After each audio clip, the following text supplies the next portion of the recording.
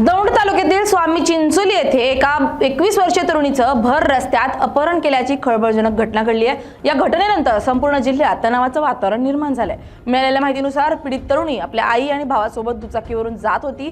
त्यावेळी त्यांची दुचाकी अडवली। काही कळण्याच्या आतच आरोपींनी आई आणि भावाच्या डोळ्यात लाल तिखट फेकलं।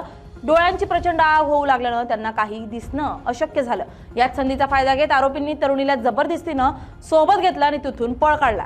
या घटनेनं परिसरात एकच खळबळ उडाली आहे। या प्रकरणात आता नवा ट्विस्ट आलाय। अपहरण झालेल्या मुलीचं आणि मुलाचं घर शेजारी आहे। दोघांमध्ये 1 महिन्याभरापासून फोनवर बोलणं चालू होतं।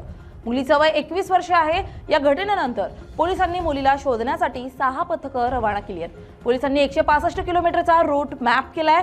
यामध्ये कोणताही धार्मिक तेढ निर्माण होऊ नये याची खबरदारी प्रत्येकानं घ्यावी। कोणत्याही प्रकारचे मोर्चे काढू नयेत असं आवाहन पोलिसांकडून करण्यात आलंय।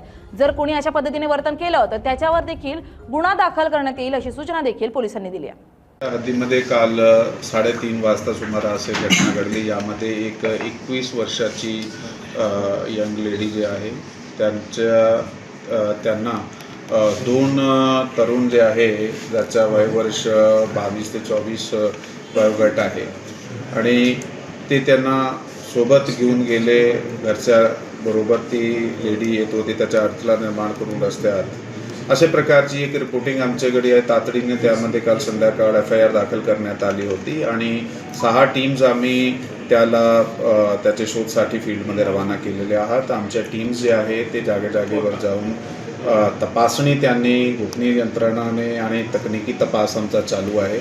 आम्हाला त्या गुन्हा जे लीड प्राप्त झालेले आहेत त्याच्यावर आमची टीम कार्यरत आहे।